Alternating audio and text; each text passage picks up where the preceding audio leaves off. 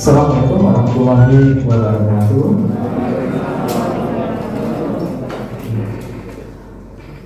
Yang kami hormati Pak Nurhadi selalu Kepala SMA Negeri Gandon, yang kami hormati Ibu Dian Jelasari Kepala SMA Negeri Singaraja, yang kami hormati Bapak Ibu Kepala SMA dari Kabupaten Banyumas, dan juga kalau Purwokerto itu kabupaten apa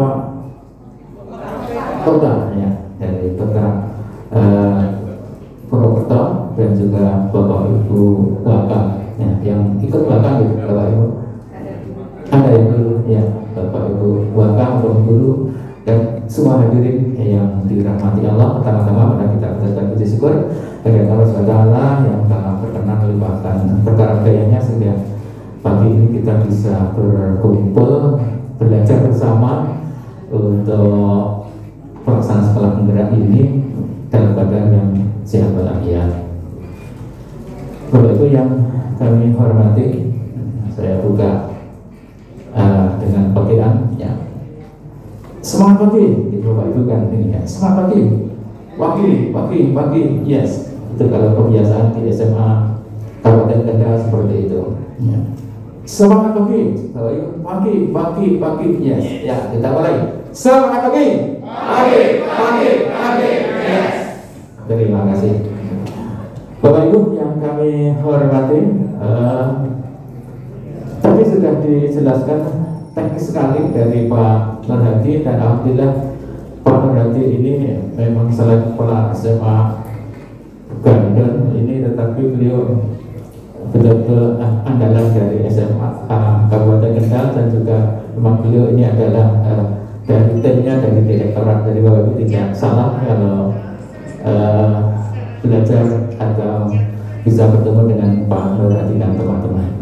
Bapak Ibu yang kami hormati, tadi sudah dijelaskan, sudah masuk teknis sekali ya, sudah teknis, dan kalau teknis itu memang butuh fokus, kadang-kadang harus melalui penuhi HP yang berjam-jam bahkan berhari-hari begitu, akan lebih paham lagi. Tapi tadi sudah diperkenalkan ya sedikit apa itu CP, apa itu Project Profil Pancasila dan sebagainya.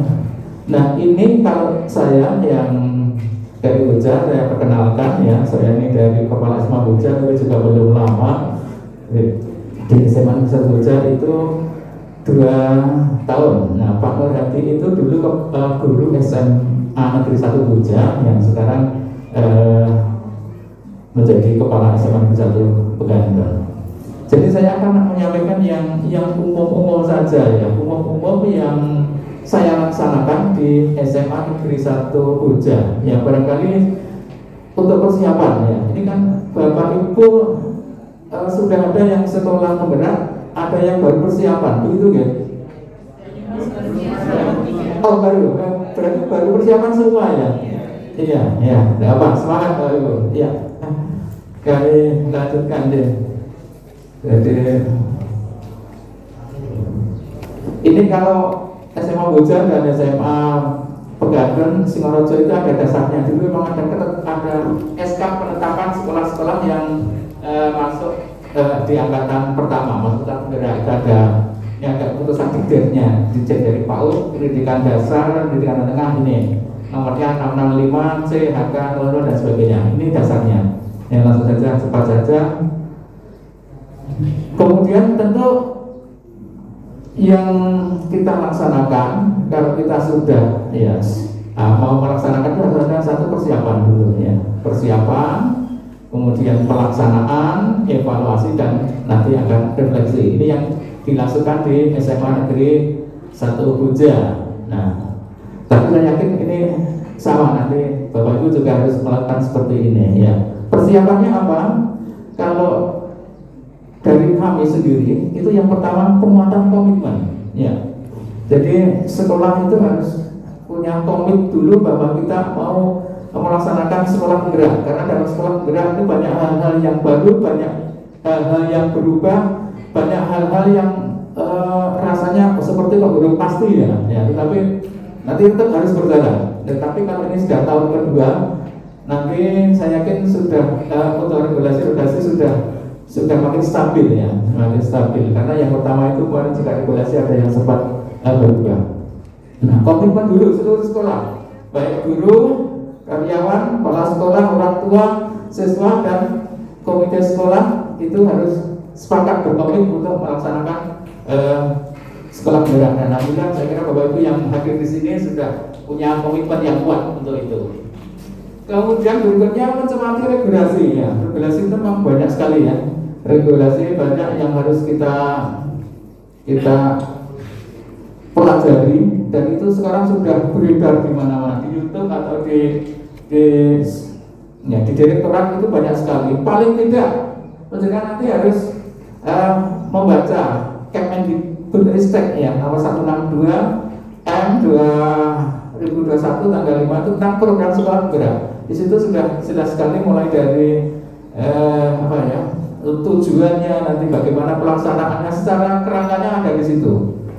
Ya, kemudian nanti untuk guru-guru yang atau menyusun ya perangkat pembelajaran mulai dari membuat ya ATP, ada membuat modul ajar dan sebagainya, itu nanti dasarnya itu dari CP sampai pembelajaran. Nah itu sudah ada di keputusan Bank dan Perbukuan, bisa diunduh banyak sekali itu nanti. Itu harus disiapkan. Ada buku-buku yang sudah bisa diambil di situ. Ada naskah akademik program sekolah penggerak, itu secara teoritisnya bagaimana sehingga muncul ada program sekolah penggerak. Ada panduan pengembangan kurikulum operasional ya sekolah, ya pos dan prasekolah. Itu kan kurikulumnya berbeda dengan yang kurikulum 13. Sudah ada pokoknya lengkap rinci, sudah dibuka itu. Bapak Ibu nanti bisa ya, kecuali kalau misalnya ada yang keraguan atau kurang bisa biasanya ya kita koordinasikan, kita diskusikan, kita bahas bersama. Dan untuk sekolah penggerak ini ya tadi sudah sampaikan dari Pak Nur bahwa yang sekolah penggerak ini selalu didampingi oleh tenaga ahli. Ya, tenaga ahli itu ada coaching itu 1 bulan sekali, itu khusus untuk kepala sekolah didampingi. Mau menyelesaikan masalah apa, yang timbul apa, cara penyelesaiannya apa, itu didampingi 2 jam. Dan sebelum itu juga ada istilahnya PMO. Ya, PMO itu juga semacam pelayanan dari tenaga ahli yang untuk menyelesaikan sekolah penggerak ini, tetapi pesertanya tidak hanya kepala sekolah, bisa kepala sekolah, biasanya ditambah dengan komite pembelajaran dan juga guru-guru yang terkait itu bisa diikutkan nanti yang memberikan materi dari tenaga ahli. Ya, tadi sudah ada muncul kata komite pembelajaran. Ya, komite pembelajaran itu sementara yang kemarin itu kalau angkatan pertama itu ada pengawas sekolah, kepala sekolah, kemudian masing-masing guru mapel baru di kelas 10. Ya, itu pun tidak semua mapel, misalnya ada mapel kimia, biologi, fisika, itu komite belajarnya baru 1. Jadi komite belajaran yang mapel IPA. Yang IPS-nya itu komite belajarnya juga 1. Ada geografi, ekonomi, sejarah, itu nanti diambil 1. Nah, kemudian plus BK, itu komite belajaran yang komite belajaran pun mendapatkan fasilitas untuk pelatihan diklat. Nah, sehingga nanti pemahaman terhadap sekolah penggerak bisa lebih banyak ya. Dan nanti untuk komite belajar mendesiminasikan ya. Jadi memberikan pemahaman kepada Bapak Ibu guru yang lainnya. Jadi kalau sudah misalnya ada fisika, kimia, biologi, kebetulan di tempat saya itu yang komite belajarannya yang fisika. Jadi yang kimia, biologi nanti belajar ke komite pelajaran yang fisika tadi. Ya, belajarnya bagaimana? Nah, caranya banyak sekali. Bisa pendampingan, bisa IHT, bisa melalui tadi yang komunitas praktisi tadi. Ya, kalau dulu komunitas praktisi itu biasanya itu MGMP itu ya. Jadi kalau MGMP lagi sekarang ini istilahnya adalah komunitas praktisi, dan itu anggotanya bisa tidak hanya guru-guru saja, guru-guru yang semapel, tapi ada melibatkan tim ahli dan sebagainya. Kemudian ya panduan-panduan banyak sekali, panduan belajar asesmen itu lengkap. Ada ya, ini saya lanjut aja, panduan nanti bisa dilihat. Kemudian yang paling penting itu menyiapkan SDM, ya SDM-nya. Tadi kalau sudah komit, tetapi ya disiapkan begitu, disiapkan dipetakan dulu. Kalau kelas 10 itu kan nanti yang menjadi pionirnya ya. Jadi sehingga dipilih guru-guru yang memang tertarik atau ya dengan perubahan ya, tidak alergi dengan perubahan, senang dengan perubahan. Karena saya yakin dalam satu sekolah pun itu ya lumrah kalau ada bapak ibu yang masih apa ya, sebenarnya masih suka status quo gitu ya. Maka yang kelas 10 itu diupayakan guru-guru yang mudah-mudah ya, itu apapun bisa. Yang energik yang penting ya, yang energik yang dengan perubahan pun bisa menikmati. Jadi nanti kan harus sering koordinasi, sering melaksanakan pelatihan dan sebagainya, tidak mengeluh. Jadi upayakan yang kelas 10 dan juga nanti diintikan lagi yang komite pembelajaran betul-betul dipilih bapak guru yang handal, istilahnya seperti itu. Itu untuk SDM dan juga dibekali tadi gitu ya. Sesudah dipilih dibekali, kan ada pembekalannya. Pembekalannya tadi banyak sekali. Kalau yang teknis itu mulai dari persiapan pembelajaran yang paradigma baru tadi ya, sudah disampaikan. Saya hanya sedikit menguatkan lagi bahwa dalam pembelajaran ini yang fokusnya memang harus kebutuhan siswa tadi ya. Fokusnya kebutuhan siswa yang berbeda-beda. Nah ini Bapak Ibu guru harus bisa melayani siswa yang berbeda-beda kemampuan, berbeda-beda latar belakang, berbeda-beda gaya belajar, tetapi dilayani dalam waktu yang bersamaan. Nah ini memang membutuhkan apa ya, keterampilan sendiri. Ya, tapi saya yakin Bapak Ibu, kalau Bapak Ibu yang suka berubah, yang energik, yang potensial itu dengan model seperti apapun dia akan bisa menyelesaikan diri. Nah, pembelajaran yang tadi ya dengan paradigma baru tadi sudah disampaikan perangkatnya seperti itu, tapi intinya bisa memenuhi siswa yang punya kebutuhan yang berbeda-beda dalam waktu yang bersamaan. Nah itu ya memang tidak dalam waktu sekejap, ya perlu ada pendampingan, ada workshop, ada pelatihan dan sebagainya, ada kegiatan komunitas praktis itu dilakukan. Itu harus. Kemudian yang paling penting untuk SDM itu harus pemanfaatan IT-nya harus diupayakan bagus ya, atau ditingkatkan karena teknologi juga berkembang terus, maka Bapak Ibu guru juga harus diharapkan IT-nya bisa berjalan. Nah ini di Puja juga kami fokus atau untuk kegiatan IT ini kami prioritaskan. Jadi kami sering ada kegiatan yang berhubungan dengan peningkatan IT. Ya, berikutnya sarpras. Ya, sarprasnya kalau sarpras ini kan tergantung dari kemampuan sekolah masing-masing juga ya, dan kondisi sekolah berbeda-beda. Nah, yang kami langsung dari saya sendiri kalau di SMA Bija itu paling penting itu internet. Ya, internet itu menduduki pertama. Ada lokasi-lokasi yang programnya itu dicari penyiasannya. Biar satu sekolah dimanapun itu bisa lancar. Menambah bandwidth.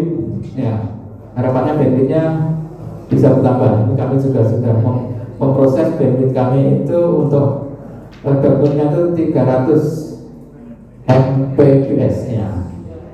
Ya, itu memang harus benar karena banyak kegiatan-kegiatan yang sekarang online. Kemudian kami juga menyiapkan aplikasi pembelajaran. Itu saya yakin Bapak Ibu punya platform sendiri. Kami punya aplikasi pembelajaran itu kami beri nama Semanja Artistik. Ya, Semanja itu Semangat Satu Puja. Kemudian kalau artistik itu singkatannya pembelajaran berkualitas berbasis TIK. Ya, ini pembelajaran yang dari kami. Kemudian kami juga mengembangkan layanan perpustakaan.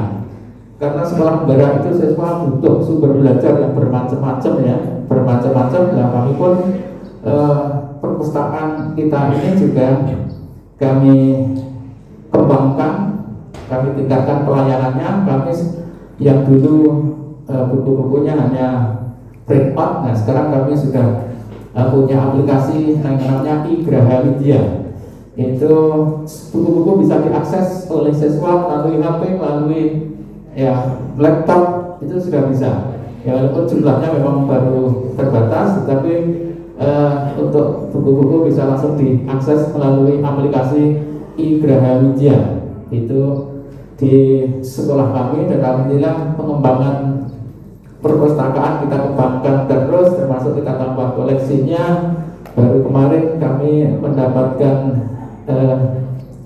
sertifikat akreditasi A. Nah, ini baru kemarin diserahkan, alhamdulillah. Ini kerja teman-teman kami di Perpus. Ya, itu yang surprise paling tidak seperti itu yang kami laksanakan di sekolah kami, karena yang kami anggap kurang begitu ya. Mungkin di sekolah Bapak Ibu bisa juga berlainan, kalau ada yang sudah bagus ya tidak masalah. Nah, ini hanya sedikit gambarnya saja. Ini aplikasi kami di pembelajaran itu sudah ya bisa mengirim tugas, bisa untuk ada ya ada gitu ya, ada nilai tugasnya, ada koleksi materi pelajaran, ada absensi siswa, ada ya. Ini dengan aplikasi ini walaupun online, kami setiap saat real time bisa melihat kegiatan Bapak Ibu guru semua. Apakah ada yang terlambat, apakah ada yang hanya mengucapkan assalamualaikum terus ditinggal itu sudah terekam semua. Jadi untuk pengelolaan juga semakin mudah.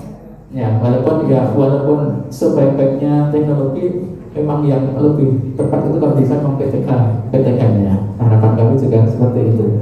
Tetapi ini dengan aplikasi pembelajaran yang mungkin lebih lengkap, nanti akan membantu kita untuk melaksanakan pelajaran dan juga untuk memantaunya. Kemudian itu gambar ini, gambar logo dari tadi logonya perpustakaan kami iGraha Widya. Itu kemudian berikutnya itu paling tidak tadi ya, persiapan satu SDM-nya, yang kedua sakrasnya. Dua itu aja itu yang mendesak. Kemudian mulai tahap pelaksanaan ya. Pelaksanaan tadi sudah disampaikan untuk persiapannya. Kalau guru itu ya harus mulai dari ini ya, menyusun ATP ya, kemudian membuat modul ajar, itu harus ya, ada capaian pembelajaran dan sebagainya. Dimulai dari analisis capaian pembelajaran, kemudian buat ATP, kemudian buat modul ajar. Itu petunjuknya sudah ada dan nanti sudah ditayangkan Pak Nur nanti. Ya memang untuk tahu lebih dalam ya perlu ya, saya kira seperti itu. Kemudian juga ya, saya akan sedikit langsung saja yang ke proyek ya, penguatan program belajar Pancasila ini yang di SMA 1 Boja. Ini yang kita laksanakan seperti ini. Yang pertama kami tentu ada koordinasi, kita menyusun lini masa pelaksanaan proyek, kemudian menyiapkan pembelajaran dan asesmen, kemudian membuat menyusun modul proyeknya, pembagian fasilitator dan juga diskusi-diskusi. Itu agenda yang kami laksanakan sebelum melaksanakan seperti itu. Kemudian kami memilih tema-tema ya. Jadi untuk proyek Pancasila itu ada 7 tema yang harus dilaksanakan selama 3 tahun. Ya, setahunnya itu harus 7 tema. Kalau setahun 3 tahun 7 tema, tapi kalau tiap tahun harus menghabiskan 3 tema. Ya, jadi kalau 3 tahun kita 3 tema bisa 9 tema, artinya bisa ada tema-tema yang diulang. Ya, tidak apa-apa. Jadi ada tema-tema yang perlu pengulangan karena jumlah temanya ada 7, satu tanya harus 3. Jadi kalau lengkap 3 kita bisa 9 tema, yang berarti nanti ada pengulangan 2 tema yang dianggap mungkin perlu dan sesuai. Ya, itu yang kita laksanakan. Kemudian kita menyusun lini masanya. Ini yang kita Samboja lakukan di tema pertama itu kemarin pada bulan November. Ada fasilitasi, ada penelitian, ada deadline pengesahan project, ada deadline nilai sampai nilainya kapan bisa masuk, itu kita susun dari awal. Kemudian kita membentuk tim fasilitator. Tadi sudah, tim fasilitator itu ada penanggung jawab, ada pengarah, ada koordinator. Koordinator fasilitator kita ambil setiap tema ada satu fasilitator. Nah ini ya, tahun ini ada 3 tema, kami menyusun tiga koordinator fasilitator ya. Tema 1 ya, ada Bu Linda, tema 2 ada Pak Samsul, tema 3 ada Bu Christine dan sebagainya. Ya, tim fasilitator kita ambilkan dari seluruh guru pengaku kelas 10 ya. Jadi walaupun ini guru-guru itu mengajar berbagai mapel, tetapi di proyek ini dia menanggalkan jenis mapelnya, tapi konsentrasinya hanya tema dan juga nanti ada elemen-elemen yang harus diukur. Ada gotong royongnya bagaimana, ada mandirinya bagaimana. Ya, ini pembelajaran dan asesmen.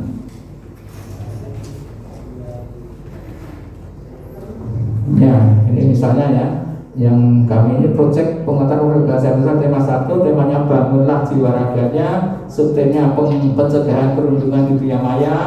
Kemudian dimensi yang akan dinilai bertakwa kepada Tuhan Yang Maha Esa, gotong royong dan mandiri.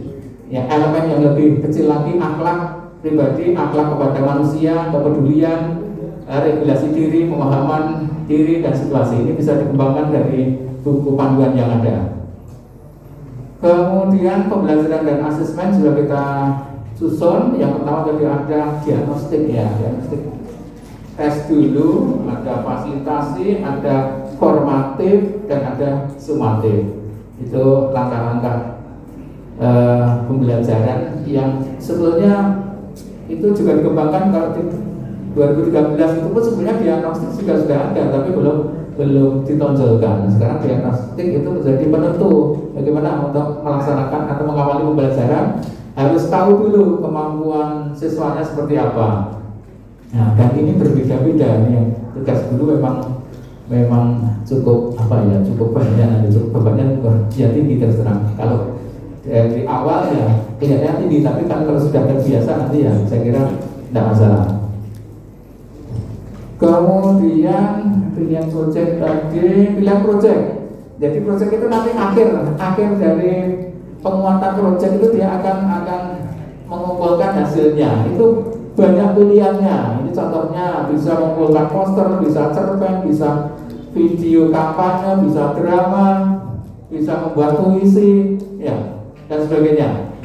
Ini pilihan proyek itu yang memilih siswa sendiri. Jadi nanti dia akan terakhir mengumpulkan atau membuat apa, itu siswa sendiri.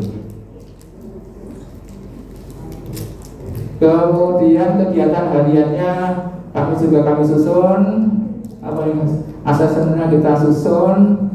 Ya, rubrik penilaian profil bahasa Pancasila ini sudah ada di dalam petunjuk, misalnya dimensi bertakwa kepada Tuhan Yang Maha Esa. Itu nanti kita lihat progresnya siswanya itu seperti apa, belum berkembang, bisa mulai berkembang sesuai harapan, sangat berkembang. Jadi itu kategori penilaian profil pelajar Pancasila.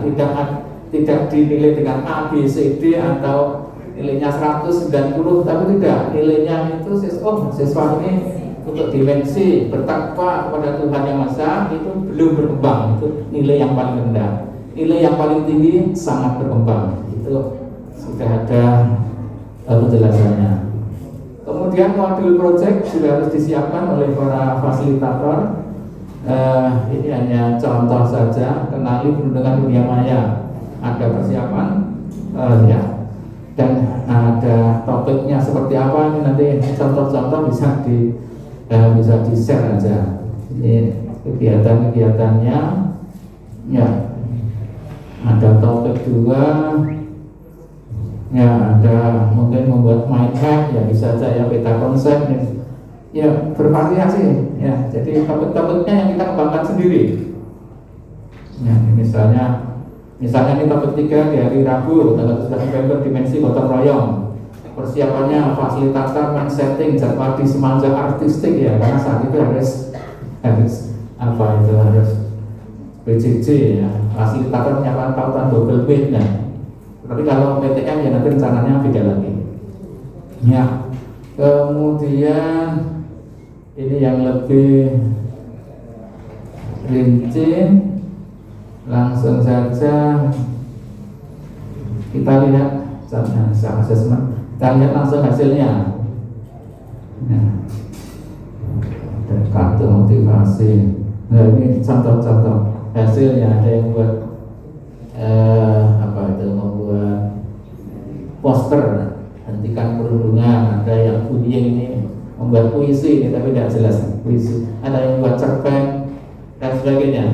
Jadi produk atau proyek akhirnya memang kita serahkan ke siswa yang bersangkutan, mau pribadi ya boleh, mau berkelompok ya boleh, begitu. Yang penting memang siswa itu diberi keleluasaan atau pilihan yang luar biasa, sehingga atau harapannya kreativitas siswa itu betul-betul muncul, ya, betul-betul muncul dari siswa sendiri. Jadi guru itu hanya sekedar mengarahkan, memfasilitasi, membantu, memberikan pilihan. Tidak boleh sekarang guru instruksi, ya, istilahnya instruksi, membatasi dan sebagainya, tidak. Jadi kepentingan anak yang diutamakan. Itu terkait dengan profil pelajar belajar silam yang di tempat kami pelaksananya tadi sesenyak blok. Ya, sesenyak blok itu kemarin di semester 1 baru satu tema. Yang semester genap ini kita rencanakan 2 tema, dan nanti minggu depan ini tema yang kedua. Kemudian nanti menjelang tes akhir tahun akan tema ketiga.